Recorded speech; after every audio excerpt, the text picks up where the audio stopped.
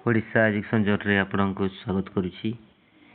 ଆଜି ଆମେ ଆଲୋଚନା କରିବା OTT ପେପର୍ 2ର ସୋସିଆଲ୍ ଷ୍ଟଡିଜ୍ର କିଛି ବଛା MCQ ଯାହା ଆପଣଙ୍କର OTT ପରୀକ୍ଷା ପାଇଁ ଅତ୍ୟନ୍ତ ଗୁରୁତ୍ୱପୂର୍ଣ୍ଣ ହେବ।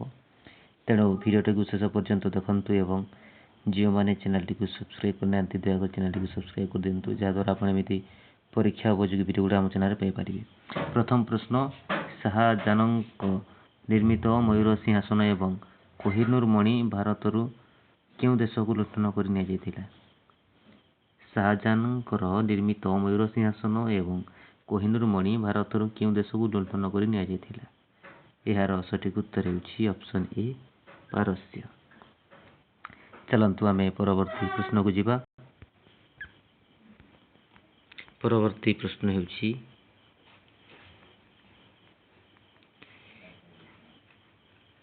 1639 ଖ୍ରୀଷ୍ଟାବ୍ଦରେ ଫ୍ରାନ୍ସିସ୍ ଡ୍ରେକ୍ ଦକ୍ଷିଣରେ ଚନ୍ଦ୍ରଗିରି ନାମକ ସ୍ଥାନର ରାଜାଙ୍କ ପାଖରୁ କେଉଁ ସ୍ଥାନଟି ପଟ୍ଟା ରୂପେ ପାଇ ବାଣିଜ୍ୟ କେନ୍ଦ୍ର ନିର୍ମାଣ କରିଥିଲେ?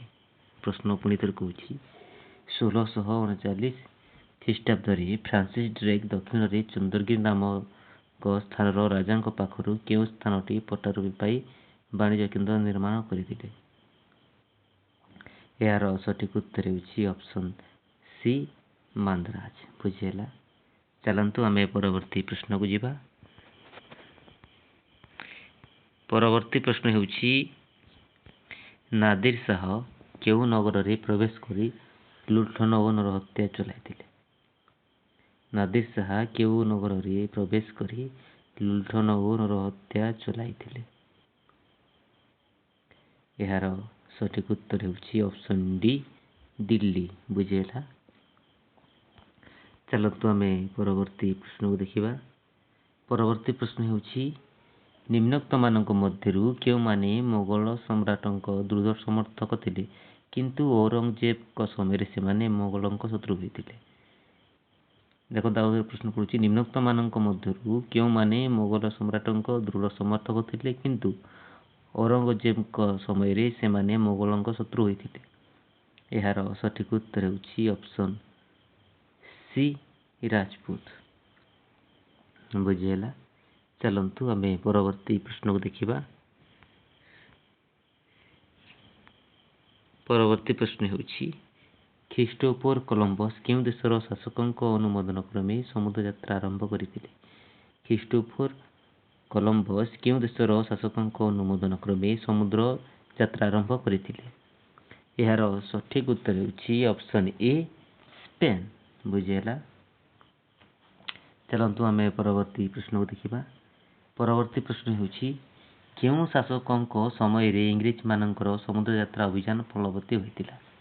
କେଉଁ ଶାସକଙ୍କ ସମୟରେ ଇଂରେଜମାନଙ୍କର ସମୁଦ୍ର ଯାତ୍ରା ଅଭିଯାନ ଫଳବତୀ ହୋଇଥିଲା? ଏହାର ସଠିକ୍ ଉତ୍ତର ହେଉଛି ଅପସନ୍ ବି, ସାମଗ୍ରୀ ଏଲିଜାବେଥ୍। ଚାଲନ୍ତୁ ଆମେ ପରବର୍ତ୍ତୀ ପ୍ରଶ୍ନକୁ ଦେଖିବା। ପରବର୍ତ୍ତୀ ପ୍ରଶ୍ନ ହେଉଛି ନିମ୍ନୋକ୍ତ କେଉଁ ଖ୍ରୀଷ୍ଟାବ୍ଦରେ ଇଂରେଜ ବଣିକମାନେ ଭାରତରେ ପହଞ୍ଚିଥିଲେ? ନିମ୍ନୋକ୍ତ କେଉଁ ଖ୍ରୀଷ୍ଟାବ୍ଦରେ ଇଂରେଜ ବଣିକମାନେ ଭାରତରେ ପହଞ୍ଚିଥିଲେ? ଏହାର ସଠିକ୍ ଉତ୍ତର ହେଉଛି ଅପସନ୍ ସି, 1608 ଖ୍ରୀଷ୍ଟାବ୍ଦ। ବୁଝିହେଲା? ଚାଲନ୍ତୁ ଆମେ ପରବର୍ତ୍ତୀ ପ୍ରଶ୍ନ ଆଡ଼କୁ ଯିବା। ପରବର୍ତ୍ତୀ ପ୍ରଶ୍ନ ହେଉଛି ଫୋର୍ଟ ୱିଲିୟମ୍ ଦୁର୍ଗ କେଉଁ ନଦୀ କୂଳରେ ପ୍ରତିଷ୍ଠିତ କରାଯାଇଥିଲା? ଫୋର୍ଟ ୱିଲିୟମ୍ ଦୁର୍ଗ କେଉଁ ନଦୀ କୂଳରେ ପ୍ରତିଷ୍ଠିତ କରାଯାଇଥିଲା? ଏହାର ସଠିକ୍ ଉତ୍ତର ହେଉଛି ଅପସନ୍ ଏ, ହୁଗୁଲି। ଚାଲନ୍ତୁ ଆମେ ପରବର୍ତ୍ତୀ ପ୍ରଶ୍ନକୁ ଦେଖିବା। ପରବର୍ତ୍ତୀ ପ୍ରଶ୍ନ ହେଉଛି ନିମ୍ନୋକ୍ତ ମଧ୍ୟରୁ କେଉଁ ସ୍ଥାନଟି ଫରାସୀମାନଙ୍କ ସାମରିକ ଶିବିର ଥିଲା? ନିମ୍ନୋକ୍ତ ମଧ୍ୟରୁ କେଉଁ ସ୍ଥାନଟି ଫରାସୀମାନଙ୍କ ସାମରିକ ଶିବିର ରହିଥିଲା? ଏହାର ସଠିକ୍ ଉତ୍ତର ହେଉଛି ଅପସନ୍ ଡି, ପଣ୍ଡିଚେରୀ। ବୁଝିହେଲା?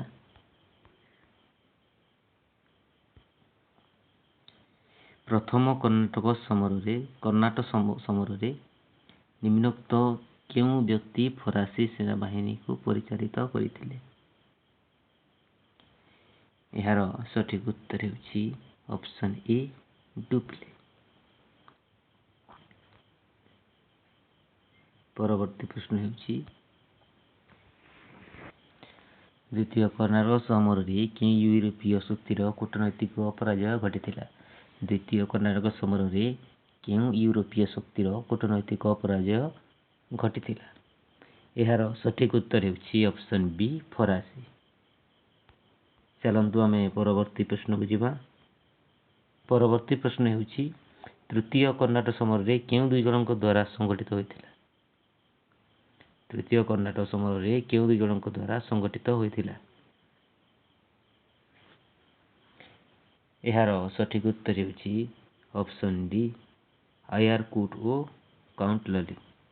ବୁଝିହେଲା? ଚାଲନ୍ତୁ ଆମେ ପରବର୍ତ୍ତୀ ପ୍ରଶ୍ନକୁ ଦେଖିବା। ପରବର୍ତ୍ତୀ ପ୍ରଶ୍ନ ହେଉଛି ୱାନ୍-ଡେ ୱାର୍ସ ଯୁଦ୍ଧ କେଉଁ କାରଣ ପାଇଁ ଭାରତ ଇତିହାସରେ ଏକ ଗୁରୁତ୍ୱପୂର୍ଣ୍ଣ ଅଧ୍ୟାୟ ସୃଷ୍ଟି କରିଥିଲା? ୱାନ୍-ଡେ ୱାର୍ସ ଯୁଦ୍ଧ କେଉଁ କାରଣ ପାଇଁ ଭାରତ ଇତିହାସରେ ଏକ ଗୁରୁତ୍ୱପୂର୍ଣ୍ଣ ଅଧ୍ୟାୟ ସୃଷ୍ଟି କରିଥିଲା? ଏହାର ସଠିକ୍ ଉତ୍ତର ହେଉଛି ଅପସନ୍ ବି ଫରାସୀ ଶକ୍ତିର ସାମ୍ରାଜ୍ୟବାଦ ଆଶା ଧ୍ୱଂସ ହୋଇଥିଲା। ଚାଲନ୍ତୁ ଆମେ ପରବର୍ତ୍ତୀ ପ୍ରଶ୍ନକୁ ଯିବା।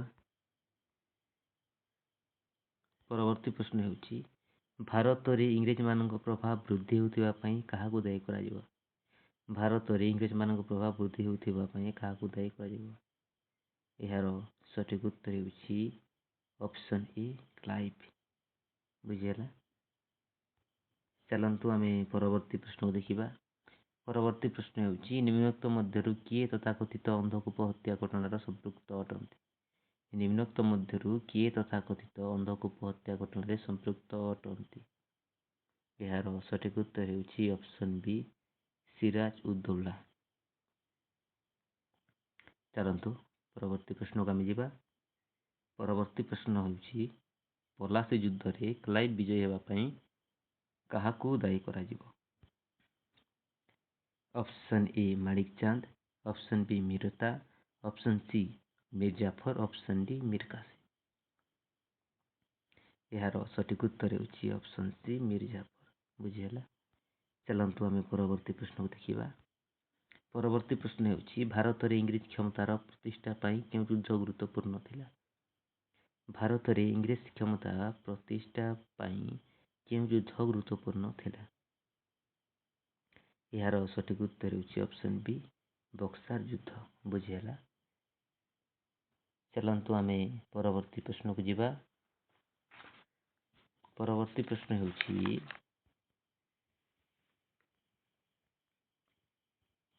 ବକ୍ସାର ଯୁଦ୍ଧ ପରେ ମୀର ଜାଫରଙ୍କୁ ଇଂରେଜମାନେ ବଙ୍ଗର ନବାବ ରୂପେ ଅଧିଷ୍ଠିତ କରାଇଥିଲେ ମଧ୍ୟ ବଙ୍ଗର ସମଗ୍ର ଶାସନ କାହା ଦ୍ୱାରା ପରିଚାଳିତ ହେଉଥିଲା? ଦେଖନ୍ତୁ ପ୍ରଶ୍ନ ପୁଣି ଥରେ। ବକ୍ସାର ଯୁଦ୍ଧ ପରେ ମୀର ଜାଫରଙ୍କୁ ଇଂରେଜମାନେ ବଙ୍ଗର ନବାବ ରୂପେ ଅଧିଷ୍ଠିତ କରାଇଥିଲେ ମଧ୍ୟ ବଙ୍ଗର ସମସ୍ତ ଶାସନ କାହା ଦ୍ୱାରା ପରିଚାଳିତ ହେଉଥିଲା? ଏହାର ସଠିକ୍ ଉତ୍ତର ହେଉଛି ଅପସନ୍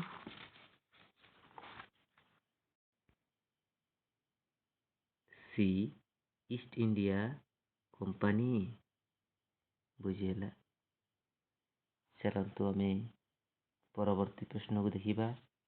ପରବର୍ତ୍ତୀ ପ୍ରଶ୍ନ ହେଉଛି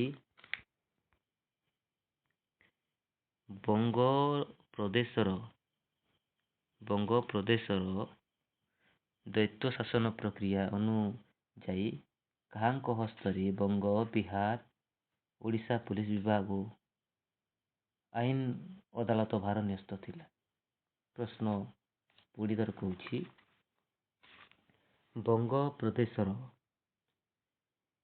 ଦ୍ୱୈତ ଶାସନ ପ୍ରକ୍ରିୟା ଅନୁଯାୟୀ କାହାଙ୍କ ହସ୍ତରେ ବଙ୍ଗ, ବିହାର ଓ ଓଡ଼ିଶାର ପୋଲିସ ବିଭାଗ ଓ ଆଇନ ଅଦାଲତ ଭାର ନ୍ୟସ୍ତ ଥିଲା? Option A east India company, option B Clive, option C ସେନାବାହିନୀ, ଅପସନ୍ ଡି ନବାବ। ଏହାର ସଠିକ୍ ଉତ୍ତର ହେଉଛି ଅପସନ୍ ଡି ନବାବ। ଚାଲନ୍ତୁ ଆଜିର ଆମେ ଶେଷ ପ୍ରଶ୍ନକୁ ଯିବା। ଆଜିର ଶେଷ ପ୍ରଶ୍ନ ହେଉଛି ତୁମମାନଙ୍କ ପାଇଁ ହୋମୱାର୍କ। ଉତ୍ତର ନିଶ୍ଚିତ ଭାବରେ କମେଣ୍ଟ ବକ୍ସରେ ଜଣାଇବେ। କେଉଁ ବୀରପୁରୁଷଙ୍କୁ ମହୀଶୂର ବାଘ ନାମରେ ପରିଚିତ? ବୁଝିହେଲା? କେଉଁ ବୀରପୁରୁଷଙ୍କୁ ମହୀଶୂର ବାଘ, କେଉଁ ମହାପୁରୁଷ ମାନେ ଏଇଟା ଟାଇପିଂ ମିଷ୍ଟେକ୍ ହେଇଛି। କେଉଁ ବୀରପୁରୁଷ ମହୀଶୂର ବାଘ ନାମରେ ପରିଚିତ? ବୁଝିହେଲା?